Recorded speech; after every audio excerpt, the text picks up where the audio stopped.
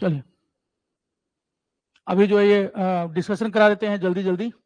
आज थोड़ा सा हिंदी वाला फॉन्ट जो है थोड़ा छोटा हो गया था, कल से नहीं होगा क्योंकि इंग्लिश वाला फॉन्ट ठीक ही रहा होगा। पहला क्वेश्चन है, भारतीय संघवाद को सहकारी संघवाद यानी कि कोऑपरेटिव फेडरलिज्म किसने कहा?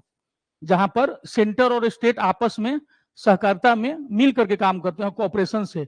ये कहा था ग्रेनविले ऑस्टिन ने। ठीक है, पहले का आंसर जो है जी ऑस्टिन, ग्रेनविले ऑस्टिन ने। फिर दूसरा है कि भारत में वो कौन कौन से राज्य हैं जहां लोकसभा में शेड्यूल टाइप के लिए आरक्षण नहीं है।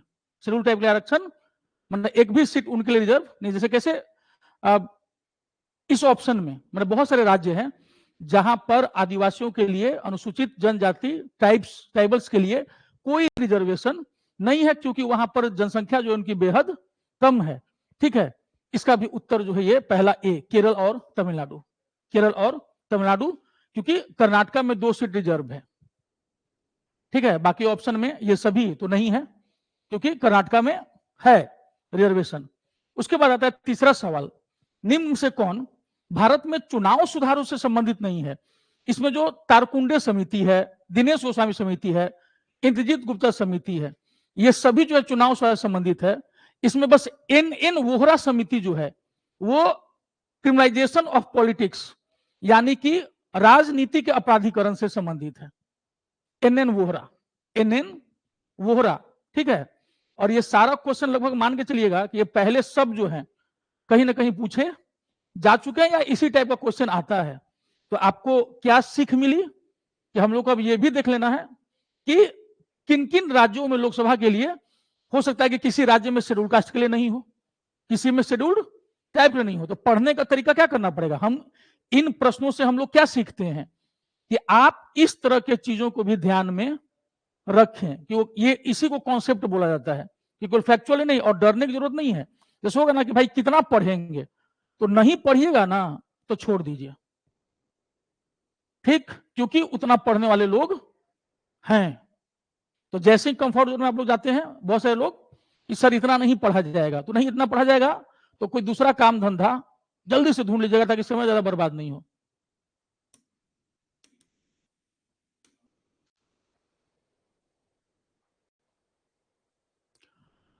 चौथा, किसी दल को एक नेशनल पार्टी के रूप में मान्यता कब मिलती है? ठीक है, ऑप्शन हम लोग देख रहे हैं कि देखिएगा, इलेक्शन कमीशन ऑफ इंडिया जो है वो 3 तरह का टर्म्स दिए हुए हैं। ठीक है, उसमें यह है कि भारत के कम से कम 3 राज्यों में आपको जो है 2% उसको सटा दीजिएगा। भारत के कम से कम 3 राज्यों में आपको लोकसभा के कुल सीटों का 2% सीट जीता होना चाहिए। 2% का मतलब हो गया 11 सीट। तो 11 सीट आपको कम से कम आना चाहिए 3 राज्यों में चितराया हुआ, जिसमें एक एक सीट कम से कम होना चाहिए। ठीक है, ये नहीं कि 2 राज्यों में पा गए 15 सीट तो आप हो गए, नहीं, वो 3 राज्यों में कम से कम फैला होना चाहिए आपका 2% सीट। 543 का, तो 543 का 2% 11 हो गया। ठीक, इसमें कहीं भी है नहीं है। दूसरा वो देता है कि कम से कम 4 या अधिक राज्यों में आपको कुल गिरे हुए वैलिड वोट का, वैध मतों का 6% होना चाहिए, और कम से कम 4 लोकसभा सीट आप जीतिए। कोई भी, अब किसी भी एक राज्य से जीत जाइए, उससे नहीं मतलब है, लेकिन आपका वैलिड वोट कितने में फैला होना चाहिए? कम से कम 4 राज्यों के हर जो आसन जो इलेक्शन हुआ है हाल में, उस इलेक्शन में लोकसभा के आपका हर राज्य में कम से कम 6% वोट चाहिए। उसके बाद आप किसी भी एक राज्य से साथ में 4 लोकसभा सीट जीत जाइए, ये हो सकता है। तीसरा क्या कहा गया है कि आप कम से कम 4 राज्यों में स्टेट लेवल पार्टी होने चाहिए। सत्ता पर कब्जा हो न हो से नहीं मतलब है। ठीक है, तो इसका उत्तर जो है उपर्युक्त में से कोई नहीं, नन ऑफ द अबव। ठीक है, 4 में 4 किसका सही है?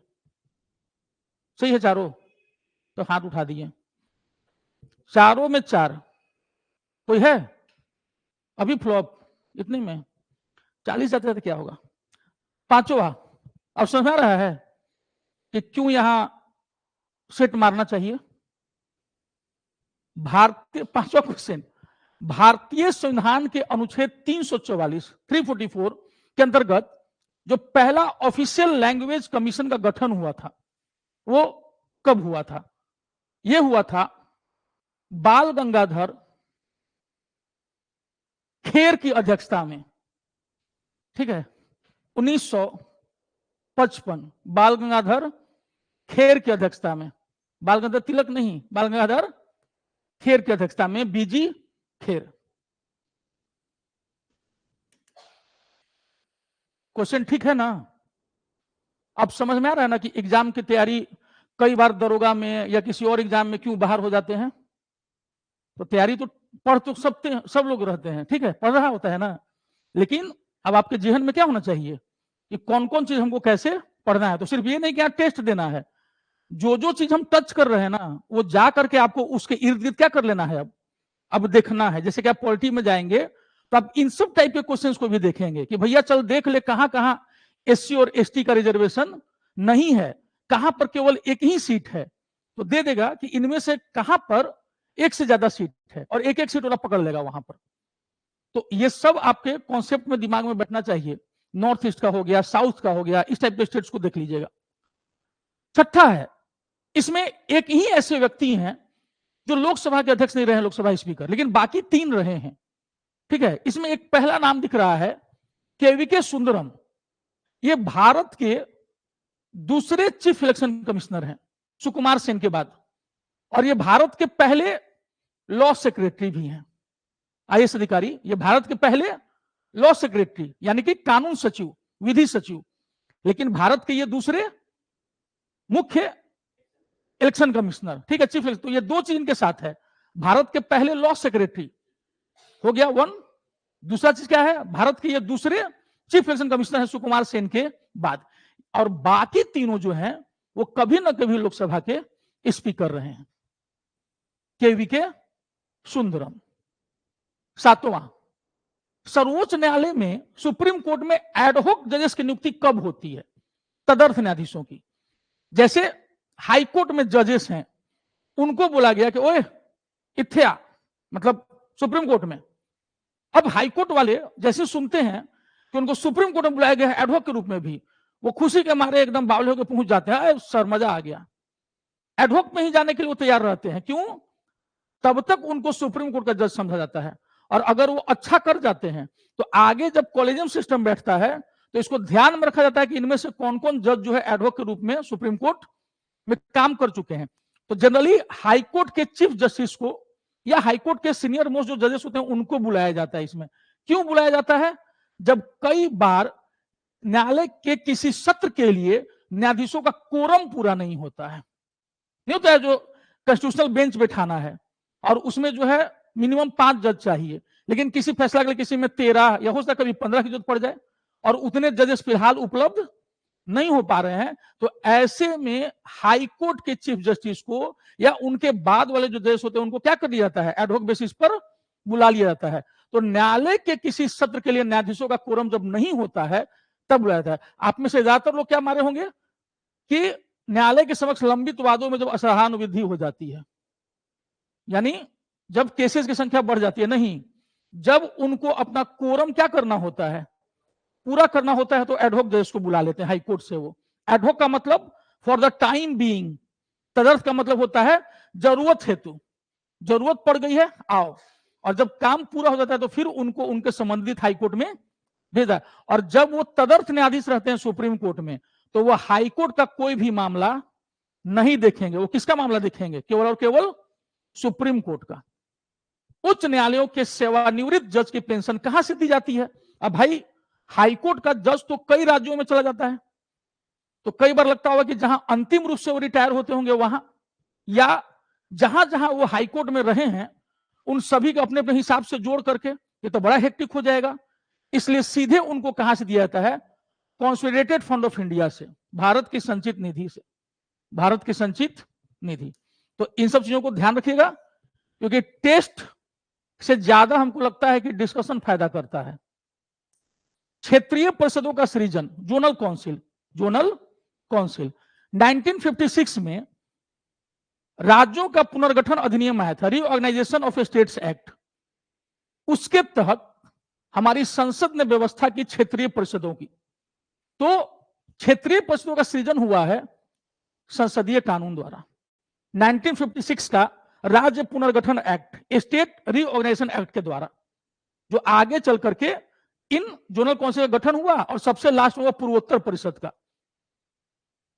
10वां, संविधान के किस अनुच्छेद के अंतर्गत पब्लिक सर्विस कमीशन के सदस्य को हटाया जा सकता है? जैसे बीपीएससी के अध्यक्ष को, लोकसभा के अध्यक्ष को, कौन सा अनुच्छेद उसको हटाने के लिए पर्याप्त है? हटाएंगे तो राष्ट्रपति, नियुक्ति करते हैं राज्यपाल, लेकिन हटाता कौन है? प्रेसिडेंट। इसके लिए जो आर्टिकल है वो 317। तो अब केवल 315 पढ़ने से काम नहीं चलेगा, अब आपको क्या पढ़ना पड़ेगा? 317। ठीक है, तो इसे सटा हुआ भी देख लीजिएगा, जब जरूरत पड़ेगी तो हम लोग देख ही लेंगे, क्योंकि 50 स्टेट होते तो बहुत कुछ हो जाएगा। ठीक है, तो 11वां, अनुसूचित जनजाति का दर्जा। जैसे शेड्यूल्ड कास्ट, दो चीज होता है ना हम लोग के यहाँ, एससी और एसटी। एससी का दर्जा केवल हिंदू आप रहिएगा तब मिलेगा। अगर कोई शेड्यूल्ड कास्ट का व्यक्ति, दलित या महादलित, अगर हिंदू धर्म छोड़ देता है और वो बौद्ध धर्म अपना ले, ईसाई धर्म अपना ले, इस्लाम अपना ले, तो वैसे ही वो शेड्यूल्ड कास्ट नहीं रह जाता है। इसीलिए ज्यादातर एससी जो अपना धर्म बदलते हैं वो जानबूझ करके बताते नहीं है कि हम हिंदू धर्म छोड़ दिए हैं। जैसे हम लोग के भारत के मुख्य न्यायाधीश BR गवई सर बौद्ध बन चुके हैं, इसलिए दलित नहीं है। उनके पिता ने बौद्ध धर्म अपना लिया था, इसलिए इनको किसी भी लेवल पर शेड्यूल्ड कास्ट का फायदा नहीं मिलेगा, क्योंकि ये बौद्ध हैं, ये दलित नहीं है, क्योंकि दलित का कॉन्सेप्ट केवल हिंदू धर्म में है। ठीक है, लेकिन शेड्यूल्ड ट्राइब में, शेड्यूल्ड ट्राइब को धर्म से कोई मतलब नहीं है, वो धर्म निष्ठा से तटस्थ है। Scheduled caste, scheduled caste Christian भी रहेगा, सॉरी शेड्यूल्ड ट्राइब मुस्लिम भी रहेगा, जैसे कि लक्षद्वीप में, झारखंड में कोई क्रिश्चियन भी बन जाएगा तो भी वो आदिवासी रहेगा, शेड्यूल्ड ट्राइब रहेगा, उसको हिंदू धर्म से कोई मतलब नहीं। अब समझ में आया? क्लियर हो गया ना कॉन्सेप्ट? इसीलिए आप देखिएगा कि जो क्रिश्चियन बनते हैं या दूसरे चीज बनते हैं शेड्यूल्ड कास्ट वाले, वो अपना नाम नहीं चेंज करते हैं, वो नाम अपना तब पर भी वही रखे रहते हैं, ताकि लोगों को क्या लगेगा कि हम चेंज नहीं हुए हैं। ठीक है, और यही कारण है कि ये केवल हिंदू धर्म में है, बाकी नहीं है, क्योंकि भाई आप उससे बचने के लिए ना अपना धर्म चेंज किए थे। आप दूसरे धर्म में इसलिए ना गए थे कि हमको लोग दलित नहीं समझेगा, तो आपका तो वो कष्ट खत्म हो गया। अब तो आप हरी से हैरी हो गए, तो आप मिस्टर हैरी हो गए, तो आपको अब ये फायदा नहीं मिलेगा। इसीलिए कहा जाता है कि भारत में कई ऐसे धर्मांतरित लोग हैं जो दिखते तो हिंदू हैं लेकिन असल में वो हिंदू है नहीं। तो फिर दिखते क्यों हैं? क्योंकि वो आरक्षण रूपी मलाई को छोड़ना नहीं चाहते हैं। ठीक है, तो ये हो गया हम लोग का शेड्यूल टाइप का दर्जा, जो है उसको धर्म से कोई मतलब नहीं। क्लियर हो रहा है ना अब धीरे धीरे? तो ध्यान से सुनते रहिएगा, तो आप लोग का सिलेक्शन होता जाएगा अगर आप लोग रहिएगा तो। जैसे कुछ मूर्खवे हमसे भिड़ जाते हैं, मेरा पारा जो है वो चढ़ जाता है, तो फिर समय थोड़ा ज्यादा हो जाता है। जैसे अभी भी इसके पहले कर रहा था कि ऑनलाइन में सर PDF को जो है ये करिए, मतलब उसमें डालिए चैट वाले में, तो हम अगर वायरल होगा तो फिर हल्ला मत करना कि जा रहा है। ठीक है, हम आप तो गरीबों के मसीहा हैं, तो इस टाइप से ये क्या करते हैं, ये धूर्त लोगों का काम होता है कि वो मैनिपुलेट करते हैं चीजों को। अभी भी सुनेगा वो या सुन रहा होगा, तो ये जो मैनिपुलेशन नहीं होता है कि आप तो गरीबों के मसीहा हैं, भैया हम खुद ही गरीब हैं, हाँ गरीबों में हम जो है मसीहा हैं। 12वां 73वें संविधान संशोधन का 73rd अमेंडमेंट किससे संबंधित था? ग्राम पंचायत का अभिपालन करने वाला पहला राज्य कौन है? कोई भी आंध्र प्रदेश राजस्थान नहीं लगाया है? लगाया है ना? बहुत अच्छा, बहुत अच्छा। ठीक है, मध्य प्रदेश 1993। ठीक है, क्योंकि ये तो अब ना लागू हुआ था, ये तो उस समय हुआ था 1959 सबसे पहले यहां नगौर में, और दूसरा में फिर आंध्र प्रदेश। लेकिन 93 वाला के बाद सबसे पहले कौन किया था? मध्य प्रदेश। ठीक है, मध्य प्रदेश। ठीक है, सबसे पहले पंचायती राज को अपनाने वाला था राजस्थान, दूसरा आंध्र प्रदेश। लेकिन क्वेश्चन क्या कह रहा है? 73rd 1992-93, तो उसको सबसे पहले फॉलो करने वाला राज्य कौन है? मध्य प्रदेश। हाँ, झारखंड में ऐसा ही है नेहा, सही बात है। 13वां, किसी दी गई अवधि के लिए एक देश का जो नेशनल इनकम होता है, ठीक, जो प्रोडक्शन होता है अंतिम सर्विसेज का और गुड्स का, उसका मॉनेटरी वैल्यू, उसका मॉनेटरी वैल्यू को हम लोग अमूमन क्या मानते हैं? National income.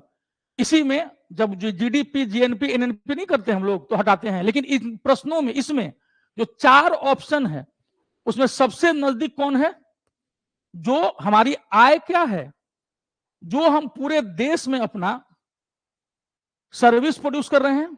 जैसे मान लीजिए एज ए टीचर हम आपको सिखा रहे हैं, या जो डॉक्टर आपको आइडिया देता है कि कौन सा रोग है, क्या हो सकता है वो, अब प्लस जो भी गुड्स प्रोड्यूस हो रहा है हमारे देश में, वो सब का जो मॉनेटरी वैल्यू आ जाता है, वही हमारे देश का क्या है? नेशनल इनकम है। ठीक है, तो यहां का इसका आंसर है डी। ठीक। 14वां, निम्नलिखित में से कौन सी मुद्रा, करेंसी आर्टिफिशियल समझी जाती है? कृत्रिम। ठीक है, फुल फॉर्म सबका पता है ना? एडीआर, जीडीआर, ठीक है, और एसडीआर। ठीक, एडीआर अमेरिकन डिपोजिटरी, ठीक, receipt global depository, GDR. SDR special drawing rights of international monetary fund, IMF. ठीक है, एडीआर क्या है? एडीआर हो गया अमेरिकन डॉलर। जीडीआर दुनिया में अमेरिका को छोड़ के जो बाकी देशों के जो करेंसीज हैं, जीडीआर, ये दोनों कृत्रिम नहीं है। इसमें डॉलर आ गया, इसमें पाउंड आ गया, पाउंड स्टर्लिंग। ठीक, एसडीआर जो है, जो हम लोग अंतरराष्ट्रीय मुद्रा कोष में जमा करते हैं आईएमएफ में, वो दरअसल एक सर्टिफिकेट होता है। माना जाता है कि वो इतने मुद्रा के बराबर, लेकिन असल में वो मुद्रा नहीं है। तो इसका उत्तर जो है वो क्या है? SDR, artificial. ठीक है, अब समझ में आ रहा होगा ये पेपर इतना जल्दी काहे हो गया था पूरा बहुत लोगों का।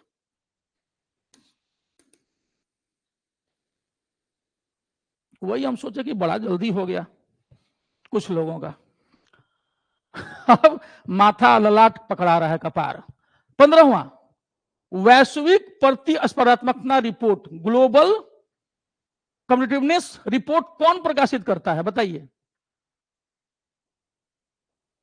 दरोगा बनना है ना? वर्दी चढ़ेगा तो बहुत दबंग टाइप का दरोगा लगिएगा। हम देख रहे थे देह दशा किसका दरोगा टाइप का है, तो पीछे ये भी, इनका भी ठीक है दरोगा में, वो तो नालंदा जिला।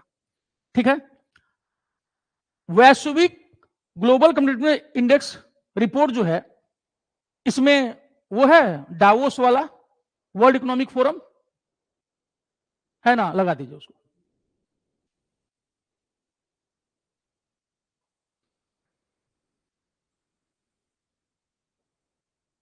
आई भी बता दे रहे हैं, यही सब क्वेश्चन आएगा। ठीक है, इसका उत्तर क्या है? विश्व आर्थिक मंच, याद रखिएगा, विश्व आर्थिक मंच। ठीक, इस बार 2 महीना से पढ़ लीजिए। 18 जनवरी और 21 जनवरी को क्या है? दरोगा। तो जो हम लोग का ये 50 टेस्ट का 100 क्वेश्चन का मतलब क्या हो जाएगा? 5000। आ गया समझ में? इसको अच्छा से दे लीजिए, बाकी अपना जो है पढ़ लीजिए। आप में से बहुत लोग हो सकता है कि दशहरा से लेकर के अभी तक ठीक से पढ़ाई नहीं किए होंगे। दशहरा, दीपावली, छठ, हम बोल रहे हैं अभी से 1 सप्ताह से 10 दिन आप चाप के पढ़ दीजिए, आप देखिए ट्रैक पर आ जाइएगा। ठीक, और जैसे से बोल रहे उसे करते जाइए, तो आपको कोई नहीं रोकेगा। अभी दौड़ने तोड़ने का कोई जरूरत नहीं होगा। सिर्फ अपने घर पे जहां पे आप होंगे, जो लोग दरोगा देना है, अपना पैर बचा के रखना। ठीक है, कभी भी नस को टूटने मत दीजिएगा, नहीं तो अंतिम समय में दौड़ नहीं पाइएगा। और शरीर को आप अपना जितना हल्का रखिएगा, हल्का आदमी ही दरोगा बनता है। शरीर हल्का हो। हल्का आदमी का मतलब ठीक है, तो जिसका शरीर हल्का होगा वो क्या बनेगा? दरोगा। दरोगा बनने के 2-3 साल के बाद सब मोटाने लगते हैं, चढ़ता है जब।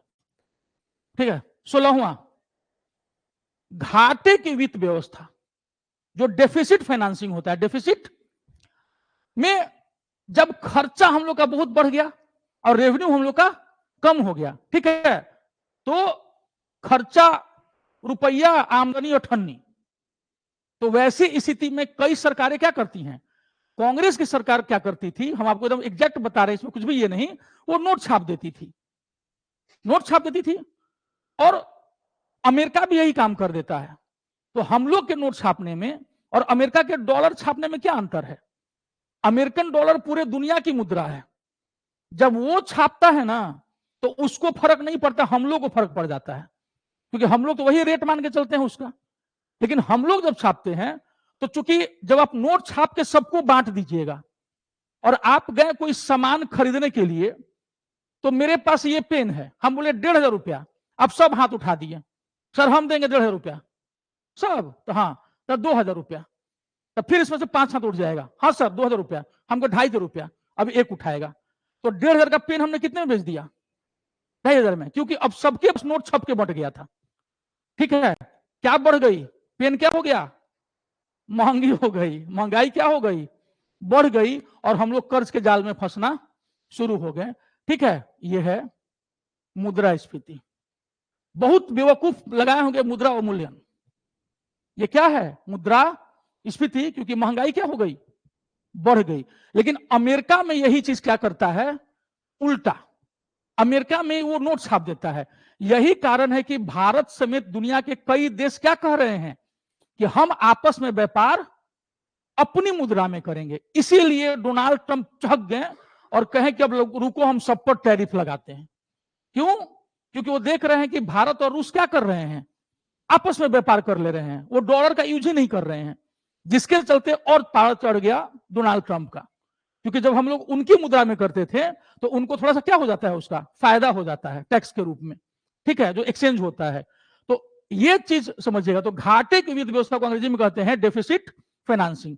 खर्चा ज्यादा और रुपया, हमारे पास रेवेन्यू कम, जो टैक्स के रूप में आया, तो हम नोट छाप देते हैं। अब उसको रोका गया है। ठीक है, जिससे कि घाटे की वित्त व्यवस्था क्या हो रही है? धीरे धीरे ठीक हो रही है, और हमारी अर्थव्यवस्था धीरे धीरे मजबूत हो रही है।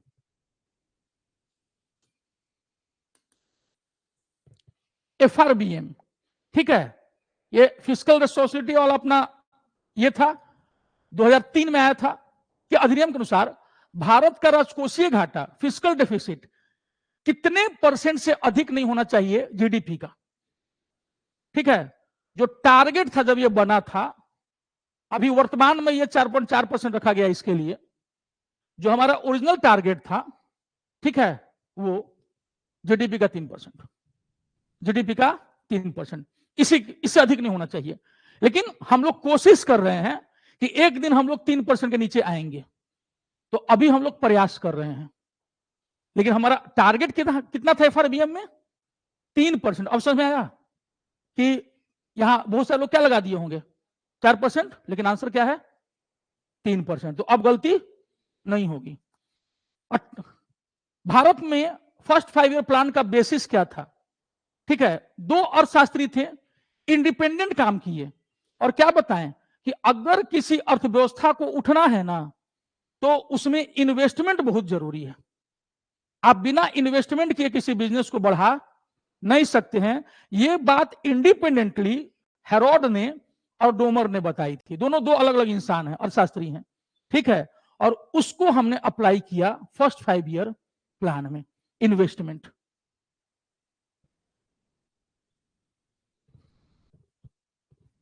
समझ आ रहा है ना कि क्वेश्चन कैसा कैसा आएगा? तो आप इसको अगर आप कर लेते हैं ना, तो आपका जो आगे चल करके जो 72वां बीपीएससी होगा, वो भी आपके कमांड में तब तक आ जाएगा। 19वां, भारत के प्रथम वित्त आयोग के अध्यक्ष कौन थे? केसी नियोगी। आसान था, कुछ कुछ क्वेश्चन तो आसान हम जानबूझ के डाले हैं।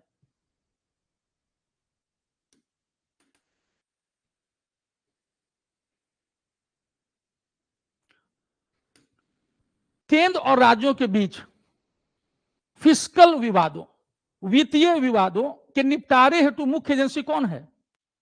सेंटर में और राज्य में अगर वित्तीय मामला को लेकर लड़ाई हो जाए तो उसको सॉल्व कौन करेगा? वित्त आयोग, फाइनेंस कमीशन।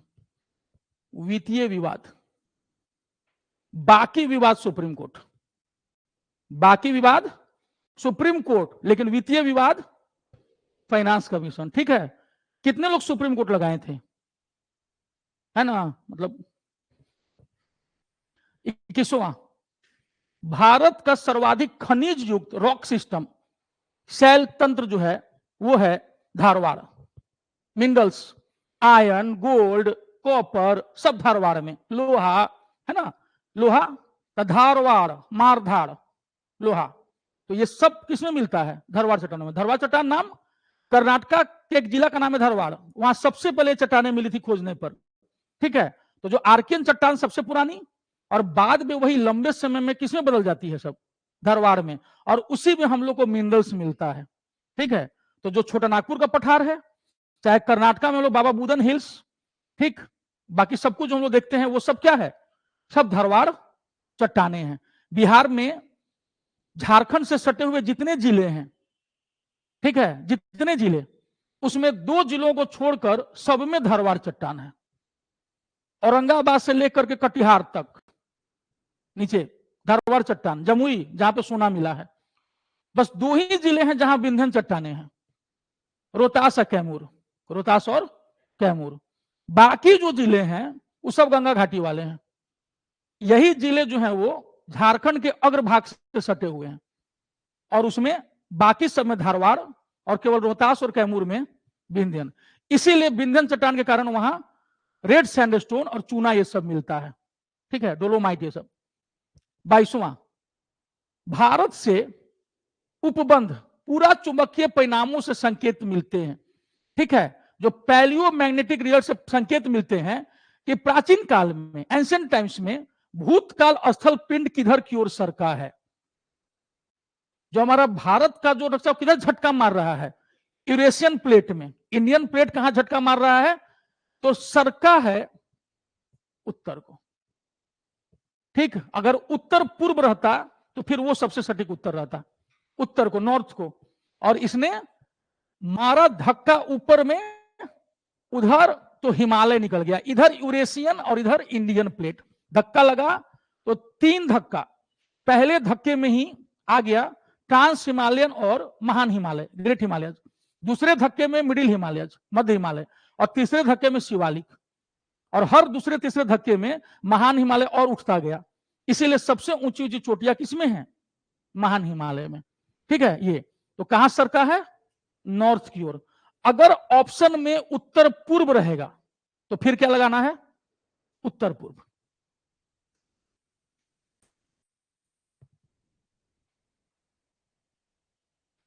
निम्नलिखित में से कौन सा द्वीप लक्षद्वीप का पार्ट नहीं है? 3 लक्षद्वीप के हैं और एक इसमें निकोबार में है। ठीक, बताइए कौन सा निकोबार में है? जो अगाती या अगाथी है, ये लक्षद्वीप का हवाई अड्डा है।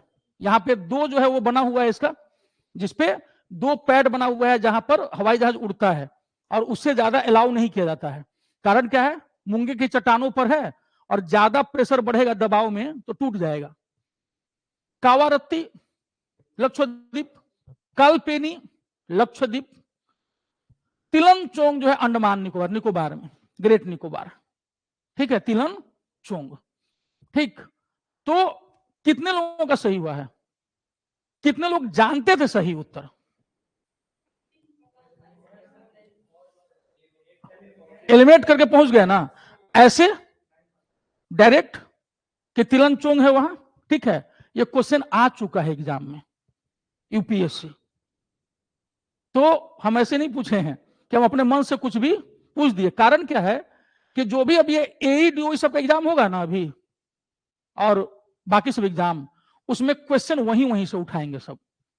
जैसे ही देगा कि पेपर सेट कर दीजिए हम लोग के लिए, तो एग्जामिनर सबसे पहले पेपर सेटर क्या करता है? उठा के ग्रंथ सब ले आता है। ठीक है, उसमें सोचता है, फिर अपना दिमाग लगाता है कि 5-10 क्वेश्चन वहां से उठा लो, अब बाकी इसके अगल बगल से पूछ दो। तो हम जो करा रहे हैं आपको क्या करना है, उससे अगल बगल जाके पढ़ लेना है। बाकी जो हम करा रहे हैं आप समझिएगा कि इसका बहुत फायदा आपको मिलने जा रहा है। कावेरी नदी 24वां क्वेश्चन, किन किन राज्यों से होकर गुजरती है? तो कावेरी नदी को देखिएगा, तो कावेरी नदी जो है ऐसे करके ऐसे जाती है, ठीक है। ये कर्नाटका से, ठीक है, और फिर यहां तमिलनाडु। कावेरी नदी कौन कौन से राज्यों से होकर के गुजरती है? ये केरल का कुछ पोर्शन जो है नीचे का, उसकी धारा जो है वहां जाती है। इस कारण ये इसका जो एरिया नहीं है, ड्रेनेज एरिया, जो प्रवाह तंत्र है, उसमें कौन सा राज्य आ जाता है? केरल, ठीक है। कर्नाटक, केरल और तमिलनाडु। कर्नाटक के कुर्ग पहाड़ी से निकलती है, वहां के कावेरी ताल से। ये 25वां क्वेश्चन, रहस्यमयी झील, ठीक है। रहस्यमयी, जो ज्यादा रूप होता है जिसमें, वही रहस्यमयी होती है। रूप कुंड कौन जिले में है? उत्तराखंड के चमोली, चमोली जिले में। जोर पोखरी, जोर पोखरी ये दुद्दू को पोखरी है। जोर का मतलब होता है दो, जोड़ी। जोड़ पोखरी समझे, जोड़ नहीं होता है कि जोड़ा में है, तो ये बंगाली में जोर पोखरी, यानी कि जोड़ा नहीं बोलते हैं, जोड़ा मंदिर है। जैसे हमारे डेहरी में जोड़ा मंदिर है, तो दो मंदिर वहां पर अगल बगल में, इसलिए उसको कहते हैं जोड़ा। उसी तरह ये लिखा हुआ है जोर, लेकिन है क्या ये? जोड़, यानी जोड़ा। तो दो पोखरी है। कहां भैया? दार्जिलिंग में। लिख दीजिए बगल में दार्जिलिंग, क्योंकि भविष्य में पूछा जा सकता है कि जोर पोखरी झील कहां है। तो बंगाल के दार्जिलिंग में है ना। यहीं पर भारत में 1897 में सबसे पहले बिजली आई थी। 1897 में भारत में निजी रूप से इलेक्ट्रिसिटी सबसे पहले कहां आई थी? दार्जिलिंग में। डोडी ताल, डोडी ताल कहां है? डोडी ताल उत्तराखंड में है। डोडी ताल उत्तराखंड में है। और रेड हिल्स, रेड हिल्स कहां है? रेड हिल्स है चेन्नई के पास, तमिलनाडु, तमिलनाडु में है। रेड सॉइल तमिलनाडु, रेड हिल। आया समझ में? लाल मिट्टी सबसे ज्यादा किस राज्य में है? तमिलनाडु। रेड हिल्स कहां है? तमिलनाडु। याद रहेगा, ठीक है। डोडी ताल उत्तराखंड, रूपकुंड भी उत्तराखंड, ठीक है। जोर पोखरी दार्जिलिंग। कितनी पोखरी? जोड़, दुदुगो, ठीक है। अब निम्नलिखित में से कौन सी एक हिमालयी वनस्पति की जाति नहीं है? Mahogany, mahogany. बाकी सब जो है हिमालय में मिलते हैं। महोगनी जो है वो गर्म वातावरण का पेड़ है, जैसे कैरिबियन द्वीप समूह में। कैरिबियन द्वीप समूह जो इक्वेटोरियल इलाका होता है, वहां पे कौन सा पेड़ उगता है? महोगनी, ठीक है, याद रखिएगा।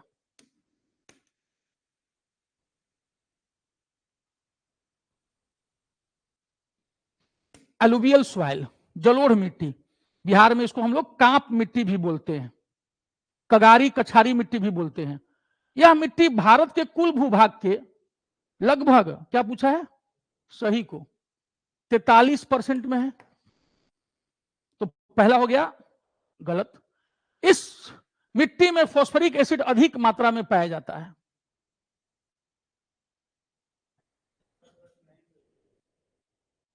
एनपीके, एनपी नाइट्रोजन नहीं है, और वो नहीं है, ठीक है। ये नहीं है, ये नहीं है। यह मिट्टी उपजाऊ निभक। इस मिट्टी में फॉस्फोरिक एसिड अधिक मात्रा में पाया जाता है, नाइट्रोजन और पोटेशियम नहीं पाया जाता है, ठीक है। क्योंकि हम छांट दिए, याद तो नहीं है हमको, ठीक है। इस मिट्टी में क्योंकि हम पहला छांट दिए 43% है, हम इसको हटा दिए। रेह, थूर, चोपन, ये सब पंजाब उंजाब में जो है अलबीला टाइप का जो नहीं बंजर मिट्टी हो जाती है, और यह मिट्टी उपजाऊ नहीं है। ऐसा कैसे? ये दुनिया की सबसे उपजाऊ मिट्टी है। तो बचा क्या? तो जाके देखिएगा, फॉस्फोरिक एसिड मिलेगा आपको इसमें, हाँ, नाइट्रोजन नहीं मिलेगा। आगे समझ में? दुल्हस्ती, ठीक है। दुल्हा चुनते समय चुनाव बहुत सही करना चाहिए। दुल्हन, दुल्हा या दुल्हन चुनते समय, गर्लफ्रेंड बॉयफ्रेंड बनाते समय चुनाव जो है बहुत सही होना चाहिए। दुल्हस्ती चुनाव, अब याद रहेगा ना, फिर घबराइएगा। दुल्हस्ती चुनाव, तो दुल्हा या दुल्हन चुनाव अच्छे से करना है। क्लियर हुआ? नहीं तो फंस जाइएगा। तो दुल्हस्ती हो गया। 29वां, किस कंपनी ने सबसे पहले भारत में रेल यात्रा प्रारंभ की? Great Indian peninsula railway, great Indian peninsula, ठीक है, रेल यात्रा यही स्टार्ट किया था सबसे पहले। ठीक, सब लोग एक दूसरे को अपना पेपर दे दिए थे, चेक हो रहा है ना? हाँ, दोस्ती यारी मत निभाइएगा, ईमानदारी से। अब कोई बात नहीं, हम परेशान बेइज्जत नहीं करेंगे, हम चुपचाप देख के दे देंगे। बहुत लोग इस डर से नहीं आता है कि मास्टर जो है वो सरेआम जो है। 30वां, अब हम नहीं करते हैं। निम्न में से कौन जो है धौलाधर श्रेणी की प्रमुख जनजाति? धौलाधर श्रेणी हिमाचल प्रदेश, हिमाचल प्रदेश गद्दी, गद्दी। 31वां, शनि ग्रह के वायुमंडल में निम्नलिखित में से कौन सी गैस सबसे अधिक मात्रा में पाई जाती है? Methane, methane. कितना हो गया? 31 हो गया ना? वाह,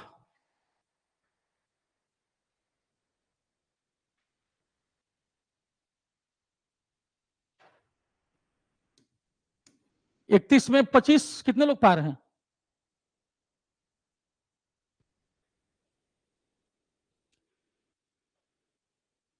ग्लोब पर दो स्थानों के बीच न्यूनतम दूरी होती है? ग्लोब पर दो स्थानों के बीच न्यूनतम दूरी, प्रधान देशांतर रेखा, न्यूनतम दूरी, यह भी अंतरराष्ट्रीय तिथि रेखा। ग्लोब पर दो स्थानों के बीच में मिनिमम दूरी,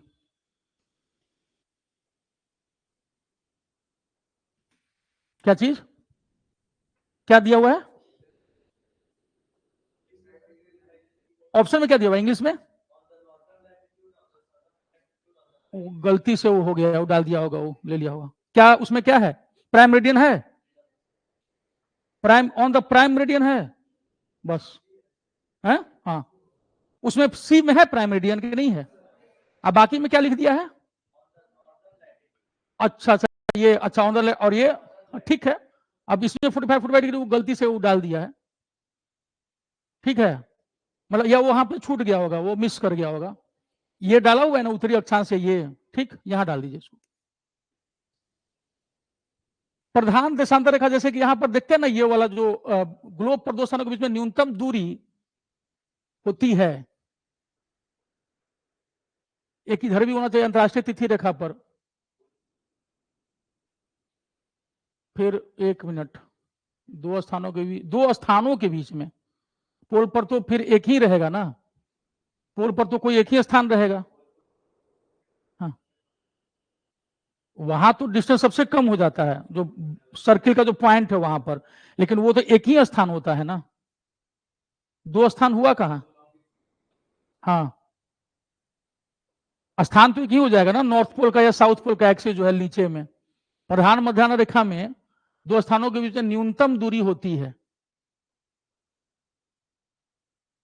एक दिन का डिस्टेंस यही खत्म होता है। चलिए इसको हम अगले में बता देते हैं हम कल, ठीक है, इसको हम क्लियर कर देंगे। इसको अभी घेरा रखिए,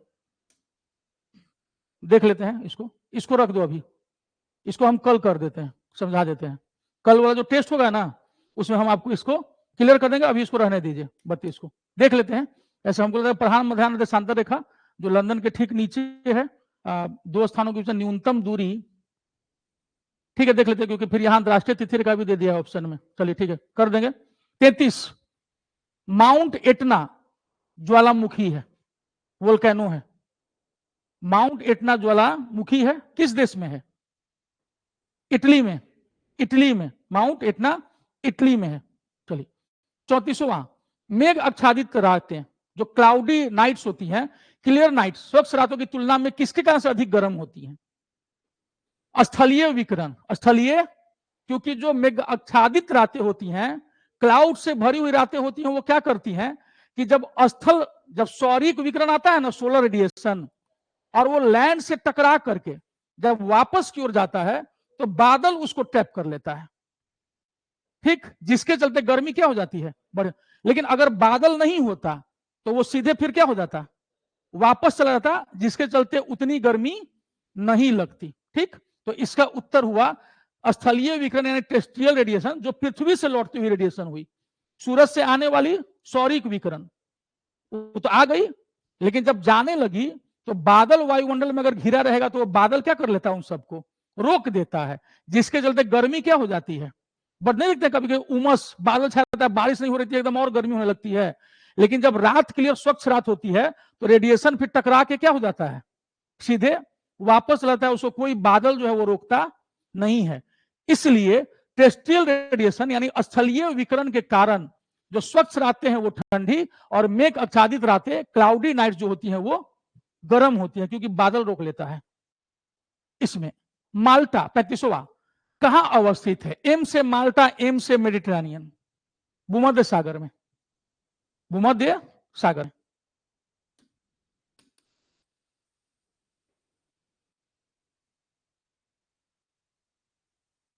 छत्तीस।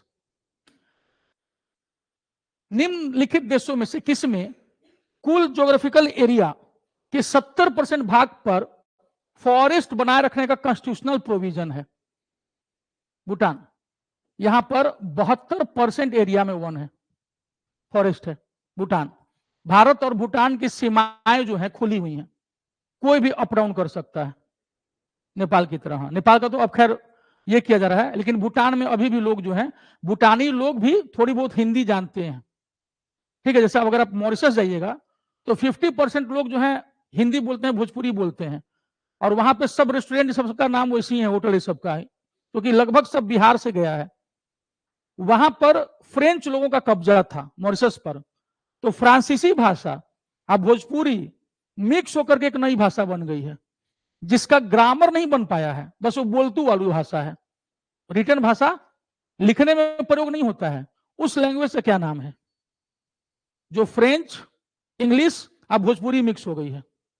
मतलब फ्रेंच समझ लेते हैं उसमें, सब धीरे धीरे बोलने पे वो समझ जाएगा कि क्या बोल रहा है, क्योंकि उतनी नहीं समझ पाता है, क्योंकि उसमें भोजपुरी भी डाला रहता है। अब भोजपुरिया भी थोड़ा बहुत समझ लेता है, बाकी नहीं समझ पाता, क्योंकि बाकी फ्रेंच रहता है। उसको कहते हैं क्रायोल। उस लैंग्वेज का नाम क्या है? क्रायोल। लेकिन अभी तक वो डायलेक्ट ही है, अभी तक वो लैंग्वेज भाषा नहीं बन पाया, क्योंकि उसका ग्रामर अभी तक तैयार नहीं हो पाया है। तो कभी अगर ऐसा भविष्य में कभी कोई क्वेश्चन आ गया कि क्रायोल नाम की भाषा कहां डेवलप हो गई है फ्रेंच, अंग्रेजी और हिंदी भोजपुरी के मिलने से, मॉरिशस में कौन सी भाषा? क्रायोल, क्रायोल। चलिए 37वां, दक्षिणी अमेरिका का चौड़ा बिना पेड़ वाला वृक्ष रहित घास मैदान क्या कहलाता है? पंपास। 38, नील हरित शैवाल, ब्लू ग्रीन एल्गे किस एक फसल की पैदावार बढ़ाने के लिए जैव उर्वरक के रूप में प्रयोग में लाया जाता है? धान, पैडी, चावल।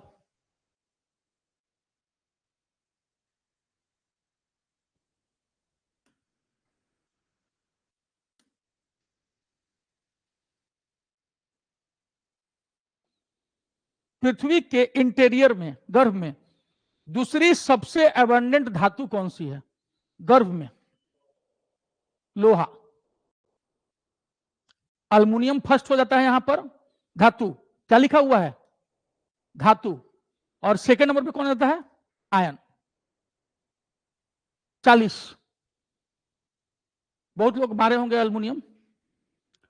विंध्यन स्कारपलैंड, कगार का सदन पार्ट जो है वो कहलाता है भांडेर, भांडेर पठार, कैमूर से सटा हुआ है, भांडेर पठार, ठीक।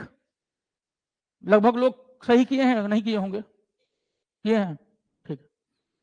41, कौन सी ध्वनि हम नहीं सुन सकते हैं? 20 से 20,000 के अंदर रहेगा तो हम लोग सुनेंगे, इसके बाहर एक ही है 25,000 हर्ट्ज। इसमें भी कुछ लोग गलती किए हैं, कोई किया भी होगा तो नहीं बताएगा कि नहीं, तो ठीक है अब कर ही दिए हैं तो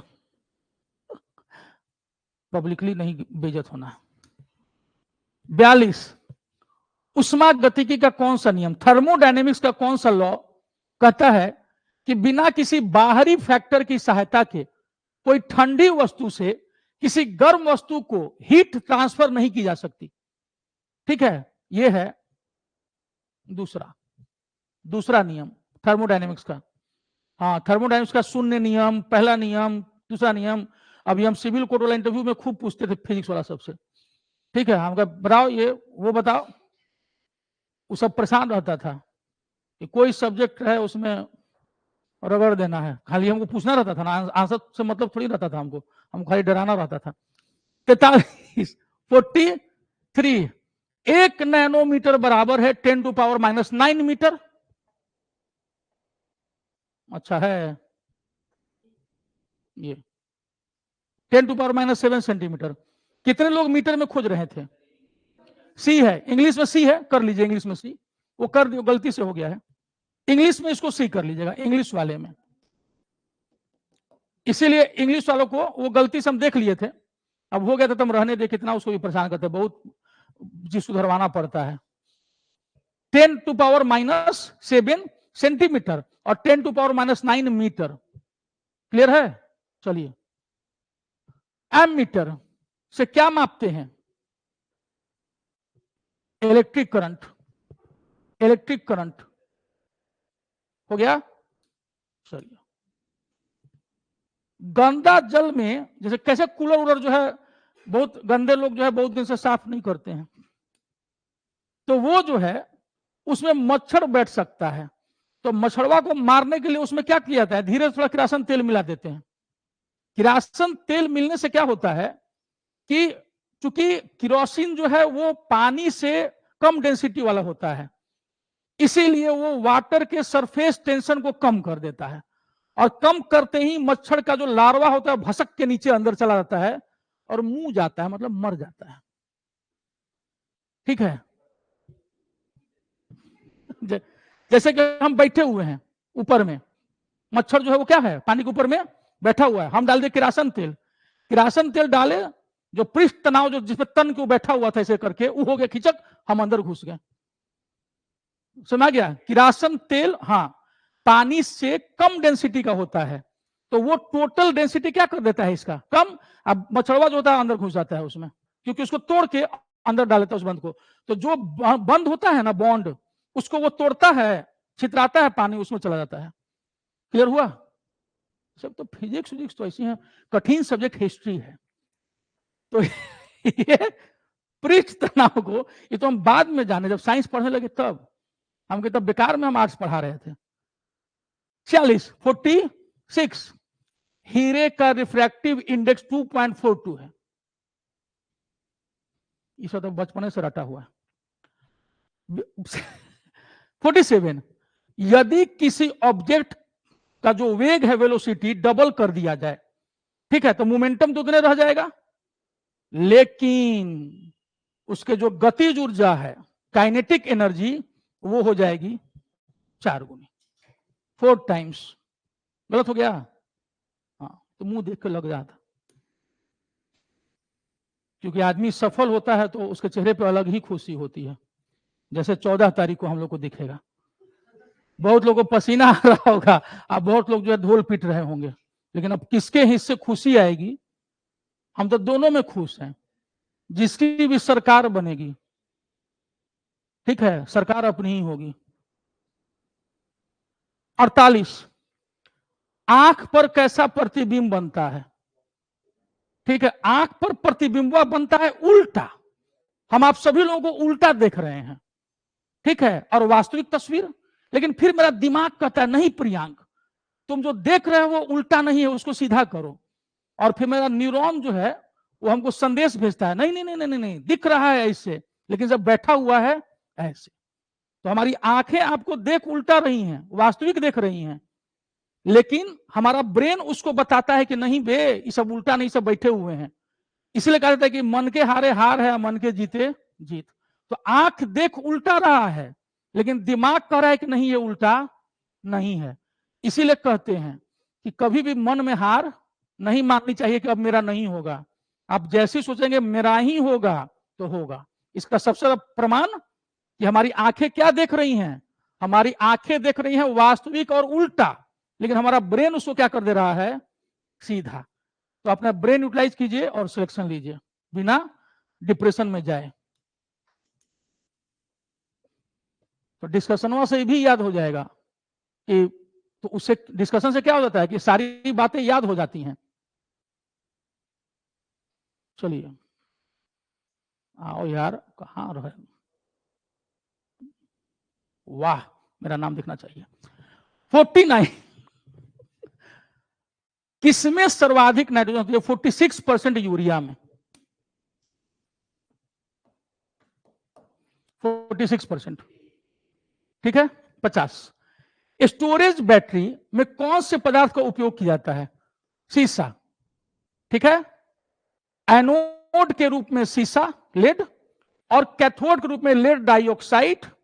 ठीक, लेड ही उसमें भी, यहां स्टोरेज में याद रखिएगा। तो सीसा, लेड स्टोरेज में। खाद्य संरक्षण, फूड प्रोसेसिंग हेतु प्रयोग किया जाता है बेंजोइक एसिड, बेंजोइक एसिड। सूर्य में कौन सा तत्व सर्वाधिक मात्रा में रहता है? 73% हाइड्रोजन मास में, और अगर वॉल्यूम में देखेंगे तो 92%। वॉल्यूम में देखेंगे तो 92% हाइड्रोजन अभी भी है, लेकिन मास में देखेंगे तो घट के कितना रह गया है? 70%। बाकी वो हीलियम बन गया है न्यूक्लियर फ्यूजन के कारण, नाभिकीय संलयन, नाभिकीय संलयन। आधी उम्र अपनी सूरज पार कर चुका है, इसको 10 अरब तक रहना है, 5 अरब हो चुका है। ठीक है, यानी अभी अपने एकदम बीच में है, 100 साल उसको जीना है, अभी उसकी आयु 50 साल है उस हिसाब से प्रतिशत के रूप में। और जैसे ही उधर को जाना शुरू होगा वो बदल जाएगा आगे चल के और खत्म हो जाएगा वो, और वैसे ही पृथ्वी पर जीवन हमेशा के समाप्त हो जाएगा। 53 वह पदार्थ जो ठोस रहता है तो कम डेंसिटी और लिक्विड रहता है तो ज्यादा डेंसिटी। बर्फ, पानी, वाटर, जल। जल जब बर्फ बनता है तो उसका देखिएगा आयतन फैल जाता है ना, इसलिए उसकी डेंसिटी कम हो जाती है। तो वाटर एक एकमात्र ऐसी चीज है कि जब लिक्विड रहता है तो घनत्व ज्यादा, और जब सॉलिड होता है तो उसका घनत्व कम। बाकी सबके साथ क्या होता है कि जब आप सॉलिड होते हैं तो आपकी डेंसिटी बढ़ जाती है, लेकिन वाटर के साथ उल्टा है। वाटर में जब वो बर्फ बनता है तो उसकी डेंसिटी क्या हो जाती है? कम हो जाती है। ठीक है, इसीलिए उतने मात्रा का बर्फ डालिएगा ना गिलास में जितना लिक्विड में डाले थे, तो अगर पानी ऊपर तक लबालब है तो फेंक देगा बाहर बर्फ के कारण, क्योंकि एक्सपैंड हो गया रहता है। आप देखिएगा बर्फ को कभी भी ठीक से तोड़िएगा तो अंदर देखिएगा खोखला रहता है, बर्फ का जो क्यूब रहता है वो सब, अगर आप इस्तेमाल किए होंगे कभी तो। 54 निम्नलिखित तत्वों में से किसका लवण साल्ट पटाखों में रंग उत्पन्न करता है? बेरियम हरा, स्ट्रोंशियम क्रिम्सन रेड। क्रिम्सन जैसे स्ट्रोंशियम से लाल रंग, लड़की से जब पूछेगा तो क्रिम्सन रेड कहेगी, उसके बाद हम लोग को पता ही नहीं रहता कि रेड के कितने प्रकार, वो लोग बता देगी। 55वां जैसे हम लोग क्या रहता है लाल रंग, ये लाल रंग तुझे न छोड़ेगा, उन लोग से ये रेड, वो red, this red, that red. 55वां हैबर। हैबर प्रक्रम अमोनिया के उत्पादन के लिए यूज होता है। ठीक है, हैबर।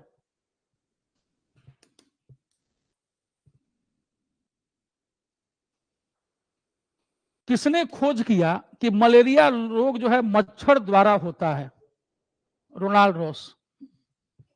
रोनाल्ड रॉस यही बता दिए। 57 टाइफाइड। मियादी बुखार में शरीर का मुख्य रूप से आंत प्रभावित होती है पहले, बाद में फिर वो लीवर और तिल्ली स्प्लीन को प्रभावित करता है, शुरुआत में इंटेस्टाइन। 58 किनमें कार्बोहाइड्रेट नहीं होता है? वायरस में। वायरस में, विषाणु में नहीं होता है, बाकी सब में होता है। किस पेड़ से हम कुनैन प्राप्त करते हैं? 59 सिनकोना। सिन कोना।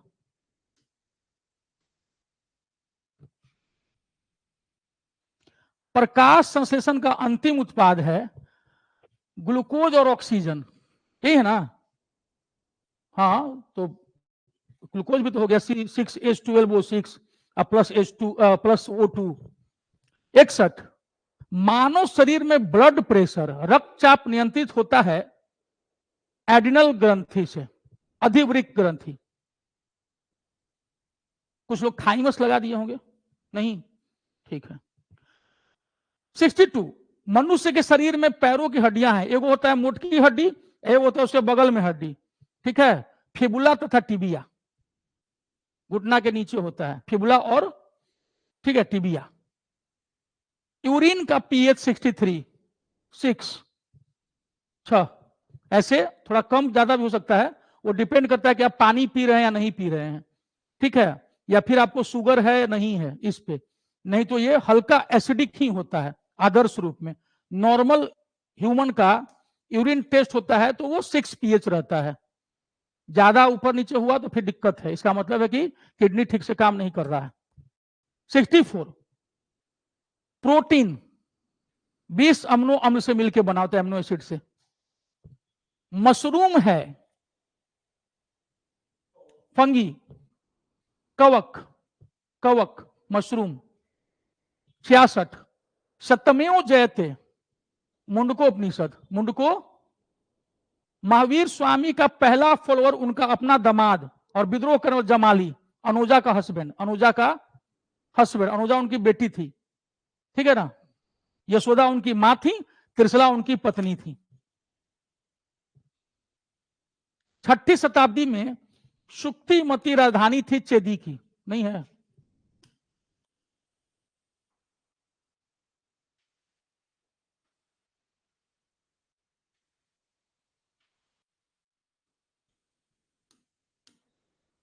चेदी। 69, चंद्रगुप्त मौर्य ने सेल्यूकस को 305 बीसी में हराया था, सेल्यूकस निकेटर को, ठीक है? इसी का दूत मेगास्थनीज आया था। 70, यहूदी ज्यूस किसके साम्राज्य के समय भारत आए? चेर, चेर, मलाबार कोस्ट पे, मलाबार कोस्ट पर पहले आए थे ज्यू, यहूदी, चेरों के समय में। वही संगम जो दक्षिण भारत का संगम हुआ था, चोरचेल पांडे। 71, गीत गोविंद के रचयिता सेन शासक लक्ष्मण सेन, 11वीं शताब्दी, जयदेव, जयदेव उसी के दरबार में रहते थे, लक्ष्मण सेन के। निम्नलिखित में से किसने एक और संस्कृत मुद्रा लेख के साथ चांदी के सिक्के जो है निर्गत किए थे? एक तरफ संस्कृत लिखा हुआ था और वो चांदी का सिक्का था। जब महमूद गजनवी यहां आया तो वो देखा कि यहाँ के हिंदू जो हैं बहुसंख्यक, वो अरबी समझेंगे नहीं, इसीलिए वो संस्कृत रहने दिया, ठीक है? ताकि हिंदुओं को भरोसा हो कि ये सिक्का अपना ही है, कोई फर्जी सिक्का नहीं है। तो बहुत लोग उसको लगते हैं सेकुलर बताने, वो सिर्फ उसका अपना मोटिव था। महमूद गजनवी एकदम ठीक 1000 साल पहले सोमनाथ मंदिर को तोड़ा था, सोमनाथ मंदिर को तोड़ा था। और जब आप अमीर खुसरो जो तूतीय हिंद हैं, अमीर खुसरो, इनको पढ़िएगा तो ये बड़ा गर्व से लिखे हुए हैं अपने सोमनाथ मंदिर का जो विवरण दिया है बाद में। मोहम्मद बिन तुगलक के समय जब वो लिखता है तो बड़ा खुश होता है कि काफिरों की मूर्तियों और मंदिरों को तोड़ दिया गया और इसकी आवाज जो है वो मक्का मदीना तक सुनाई पड़ी। ये अमीर खुसरो तूतीय हिंद जो सेकुलरिज्म की दुम है, ऐसे जिनको माना जाता है भारत में, वो अपने ओरिजिनल बुक में यही चीज लिखते हैं कि हमने इनके मूर्तियों को और मंदिरों को ध्वस्त कर दिया और जिसके चलते जो है मतलब, और हिम्मती मुसलमान आगे बढ़ते चले गए, उन्होंने तोड़ दिया इनको, काफिरों की धरती को। और इसकी आवाज कहां तक गई? इसकी आवाज मक्का और मदीना तक सुनाई पड़ी। हमको वाह तूतीय हिंद, ठीक है? फिर 73वां अमीर कोही, कृषि डिपार्टमेंट था, ठीक है? और ये हमारे पगलेट मोहम्मद बिन तुगलक के समय में, कोही, क से कोही, क से कृषि।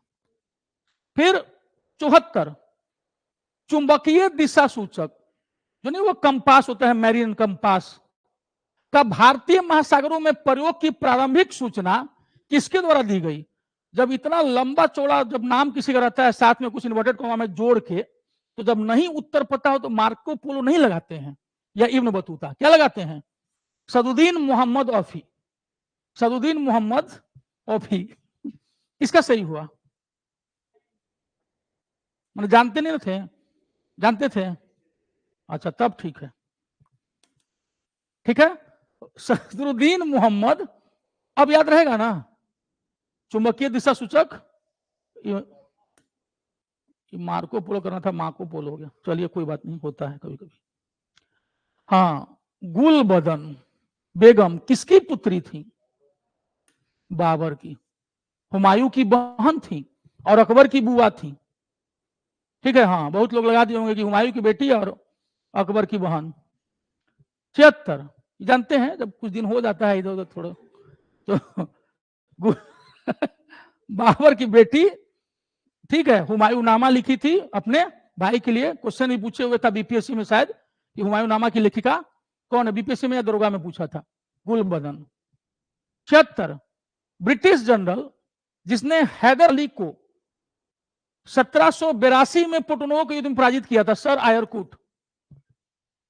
सर आयरकुट, इसी युद्ध में घायल होने से हैदर अली की बाद में मृत्यु हो गई थी। बघेरा 77 जब नहीं समझ में आए तो पॉलिसी ऑफ प्रियांक, बॉस से बघेरा, बॉस से बड़ौदा। आगे समझ में, जब नहीं समझ में आए तो मेरा फॉर्मूला अप्लाई कर देना है, यही हुआ ना। 78 बनारस का सेंट्रल हिंदू स्कूल जो बाद में बीएचयू के रूप में विकसित हुआ, ठीक है। 1898 में बनारस में सेंट्रल हिंदू स्कूल की स्थापना श्रीमती एनी बेसेंट ने की थी, श्रीमती एनी बेसेंट। 79 वर्ष 1902 में लॉर्ड कर्जन ने 2 भारतीय सदस्यों को सम्मिलित करते हुए एक विश्वविद्यालय आयोग थॉमस रैले के नेतृत्व में गठित किया था 1902 में। थॉमस रैले, 2 मेंबर जो थे बिलग्रामी और बनर्जी, B&B, सैयद हुसैन बिलग्रामी और न्यायमूर्ति गुरदास बनर्जी, याद रहेगा? ठीक, बहुत अच्छे। 80 निम्नलिखित में से कौन 1857 के विद्रोह में अंग्रेजों का सबसे कट्टर दुश्मन था जिसके कारण 50,000 रुपए का इनाम रखा गया था?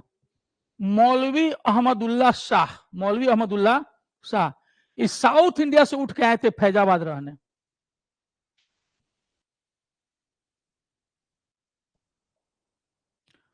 जनगण मन पहली बार किस अवसर पर गाया गया था? जनगण मन 1911। कितने लोग 1896 लगाए हैं वंदे मातरम? ठीक है, तब इसका मतलब आप लोग धीरे धीरे रफ्तार पकड़ रहे हैं। तेज सरकार। 82 कांग्रेस के मंच से भारतीय राष्ट्रीय कांग्रेस के किस सदस्य ने प्रथम बार स्वराज शब्द व्यक्त किया गया? कलकत्ता अधिवेशन 1906। कलकत्ता अधिवेशन 1906। वह कौन थे? वो कौन था? 83 जिन्होंने अनुशीलन समिति की स्थापना की? प्रमथ मित्र, पी मित्रा 1902। 1902।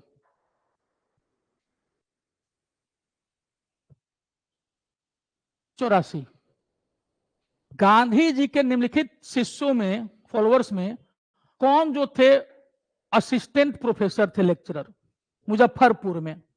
ठीक है, आचार्य जेबी कृपलानी। आचार्य जेबी कृपलानी मुजफ्फरपुर में असिस्टेंट प्रोफेसर थे। बाकी तीनों जो थे वकील, एडवोकेट थे, ठीक है। राजेंद्र प्रसाद जी, लोकनायक जयप्रकाश नारायण के ससुर, प्रभावती जी के पिता ब्रजकिशोर प्रसाद जी और A.N. सिन्हा, ये सभी लोग जो थे एडवोकेट थे।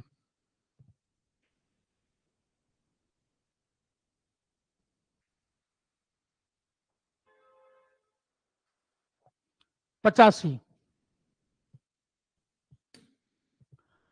वह व्यक्ति जिसने 4 अप्रैल 1919 को दिल्ली की जामा मस्जिद के प्रवचन मंच से हिंदू मुस्लिम एकता पर भाषण दिया था? स्वामी श्रद्धानंद। ये गए थे जामा मस्जिद भाषण देने के लिए, 1926 में इनको मार दिया, ठीक। और महात्मा गांधी जो है वो मरहम लगाने लगे, कह रहे कोई नहीं, ये सब होता है। ठीक ऐसे ही गलती के रूप में प्रताप समाचार पत्र के एडिटर ठीक है, कौन, गणेश शंकर विद्यार्थी की कानपुर में इसी तरह हत्या हुई थी। 2 दिन तक डेड बॉडी का पता नहीं चला था और उस समय भी इसी तरह संभालने की कोशिश हुई थी। तो स्वामी सदानंद और गणेश शंकर विद्यार्थी दोनों की ही हत्या, ठीक है, सामुदायिक भीड़ ने की थी। इनको भी मारा था और दोनों में महात्मा गांधी जो है अपना मतलब पक्ष में कि जाने दो, वो मतलब हाँ उसको जस्टिफाई कर रहे थे। ठीक है, वो सब पढ़ते हैं तो लगता है कि क्या हम बोले। 86 विच sentence is in passive voice, the teacher praise the student, कभी कभार ये एक्टिव है। The student was praised by the teacher, ये पैसिव है, बाय द टीचर। चलिए हो गया, पैसिव है। पहला वाला एक्टिव है, अगर होता एक्टिव तो फिर क्या हो जाता है इसका, पहला वाला। इसे कर रहे हैं तीनों। हाँ, the teacher, student praises the teacher, उल्टा। हाँ, हम टीचर के संदर्भ में बोल रहे थे। दरोगा के एग्जामिनेशन में अब इंग्लिश में पूछने लगा है, बाकी सब में भी ये चीजें आने लगी हैं, तो जानने में कोई दिक्कत नहीं है। फिर 87 identify the part of speech of the word quickly in this sentence. She runs quickly, she runs, runs जो है वर्ब है, रन्स क्या है, क्विकली एडवर्ब है ना। हाँ, क्विकली एडवर्ब है, क्योंकि रन्स की विशेषता वो बता रहा है कि रन क्या, स्लोली या क्विकली, क्विकली। 88 ना, रन्स वर्ब, उसमें जुड़ा है adverb. 88 identify the correct sentence. बहुत सारे लोग लिखे होंगे I prefer tea over coffee, no it is wrong, I prefer tea to coffee. चलिए इसको ठीक कर लीजिए आप लोग, I prefer tea to coffee. लेकिन निश्चित रूप से बहुत सारे अंग्रेजी दांव भी क्या हमारे होंगे, I prefer tea over coffee, नहीं, नॉट ओवर टू। ठीक है, अरे मिल जाए दोनों तो थोड़ा थोड़ा अंतराल पे चल जाएगा, भाई नहीं होगा। ग्रामेटिकली ज्यादा सही टू है, इसलिए आप भी काटिए उसको अपना। ठीक है, हम जान रहे थे इसलिए पहले वही रखे। अच्छाई शब्द का उपसर्ग, जैसे यहां पर ये रह गया था, हम बोले थे टाइपिस्ट को, लेकिन वो घर चले गए थे इसलिए संभव नहीं हो पाया था। इंग्लिश वाला में भी वैसे ही करवा दिए थे ताकि इंग्लिश वाला कोई दिक्कत नहीं होने, तो उसको हिंदी में ही रखना रहता। अच्छाई शब्द का उपसर्ग, ठीक है ना, उपसर्ग यानी कि प्रीफिक्स। तो अच्छा जो है वो तो अपने शब्द है, इसमें कोई उपसर्ग नहीं है, इसमें प्रत्यय है आई। अगर होता कि प्रत्यय कौन सा है तब हो जाता आई, लेकिन यहां तो उपसर्ग पूछा है और प्रश्न के अनुसार उपसर्ग है ही नहीं, क्योंकि अच्छा जो है वो अपने में शब्द है, वो उपसर्ग या प्रत्यय नहीं होता है। समझ में आया अब? तो यही छोटी छोटी गलतियां जब आप ठीक कर लेंगे ना, तो जो नहीं तो दरोगा में रुकता है 1 नंबर 2 नंबर 3 4 नंबर, इधर मेरिट से आउट हो जाते हैं, खट से कहां चले जाइएगा, मेरिट में। ठीक है, इतनी छोटी छोटी चीजों से और आपका कंट्रोल जो है वो बढ़ जाएगा। तो इसे डरिए मत कि बहुत दिन से पढ़ाई छूटी हुई है, कोई छुट्टी उठी नहीं है। पढ़ाई कीजिए और बाकी आलतू फालतू चीजों से फिलहाल दूर हो जाइए, क्योंकि जैसे ही आपका सिलेक्शन होगा, मेरे जितने स्टूडेंट अभी सिविल कोर्ट में बने हैं 300 से ऊपर, खाली जो डायरेक्ट है यहाँ, जो मेंस में भी पढ़ा था और हमसे इंटरव्यू में भी, वो 300 के आसपास है। बिहार का कोई कोर्ट नहीं है जहां मेरा पुरस्कार नहीं होगा। रीडर और स्टोग्राफर पहले से है। उसमें से अधिकांश लोग ऐसे हैं जिनको अभी भी ठीक से अंग्रेजी बोलने लिखना नहीं आता है। हुआ कैसे? जितना पढ़ाए ना, बोले कि गांव देहात का बच्चा सब हमको रट्टा मार जाओ, जो पढ़ा रहे हैं रट जाओ, रटे छापे, सिलेक्शन हो गया। मतलब प्रोफेसर बनने से नहीं था, मतलब किसी से था, जॉब लेने से, जॉब लग गया। कल एक स्टूडेंट आए, 2 एक ही साथ, सेम वही सम्राट चौधरी की तरह, हाफी डिबिट। हम कहें यार अब सिलेक्शन हो गया है, अब मत बनो सम्राट चौधरी, कम से कम अब एफिडेविट बोलना सीख जाओ, नहीं तो लोग क्या कहेंगे कि सही में लगता है इसका इधर उधर से हुआ है क्या। क्योंकि सब परेशान किस चीज से हैं कि देखिए ना सर, सब बोल रहे हैं ना कि पैसा देके हुआ है, और सब जो है 80% एकदम साधारण, माने मिडिल क्लास में भी, जो लोअर मिडिल स्टार्टर वहां से, और जितने लोग होशियार बने थे, जो सोर्स पैरवी ये वो कोशिश कर रहे थे, सब लापता है। 90 अच्छा बुरा दोनों में द्वंद्व है, अच्छा और बुरा, तुम अच्छे हो या बुरे, ठीक है, द्वंद्व द्वंद्व, ठीक है। चलिए, अगर सर मेरा एनसीएल के चलते नहीं हुआ, वेटिंग लिस्ट डाल दिया है, अगर एनसीएल के चलते नहीं होता तो वेटिंग में भी क्यों ही डालता। देखिए सीओ से बनवा के अभी स्टेनोग्राफर का 130 क्लियर किया है वेटिंग, तो इस तो बहुत लोग उसमें भी हो गया है, इनको वेटिंग में डाल दिया है इसीलिए। हाँ 91 अगर फ्लावर पुष्पा 79 है तो प्लांट झुकेगा नहीं, ठीक है। 63 ये किसी का गड़बड़ हुआ है क्या। 92 यदि पेन ओडीएम है तो इंक एचएम जो होगा, हर मैजेस्टी एचएम जे। एक ट्रेन 60 किलोमीटर प्रति घंटा यानी हर मिनट में 1 किलोमीटर चल रही है, तो 30 सेकंड में 500 मीटर, 500 मीटर। तो क्वेश्चन करते करते आंसर पूरा हो गया, इसमें तो टाइम भी नहीं लगेगा। अब ऐसा ही रहता है ज्यादा, अब कभी कभी उस सिविल कोड की तरह कर देता है टेढ़ा, तो जिसका नहीं होता है वो गाली देता है, अपने पे नहीं जाता है कभी भी, और जिसका हो जाता है उसके लिए हम भगवान हो जाते हैं, जबकि हमको पता है कि हम उसने भी भगवान नहीं है उसमें, सबसे ज्यादा मेहनत उसी की है, लेकिन खुशी में वो हम पर क्रेडिट दिया जाता है। 94 मत्स्यगंधा झील कहां है। वाह, 98 करोड़ रुपया सरकार खर्च करने जा रही है। 98 करोड़। पूरे भारत में 40 ऐसा टूरिस्ट प्लेस खोजा गया है जिस पर डेवलपमेंट का काम किया जाएगा, उसमें बिहार से एक मत्स्यगंधा झील है, ठीक है। हाँ 98 करोड़ रुपया खर्च किया जाएगा इसके उद्धार के लिए, क्योंकि सहरसा वाले उस बेल्ट को भी अब क्या करना है, उठाना है, ताकि लोग टूरिज्म के लिए वहां जाएं। बिहार में ग्रीन बजट की शुरुआत किस वर्ष से हुई थी, हम पहले ही बता दिए थे कि इसमें क्या करना है आप लोग को ऑप्शन में। इंग्लिश वाले में गलती नहीं किया है, यहां छूट गया है, क्योंकि टाइपिस्ट घर चले गए थे इसलिए हम सुधरवा नहीं पाए, पेपर पहले ही बन के रेडी था, चेक करते समय हम दिए उनको तो बोले कि सर हम तो घर आ गए हैं कि अब कल ही आ पाएंगे। हम अच्छा ठीक है। ये 2000 हम उसमें भी चैट बॉक्स में इनबॉक्स में हम डाल दिए थे कि क्वेश्चन नंबर 95 का ऑप्शन हिंदी में देख लेंगे, तो वहां चला गया होगा उन लोगों को।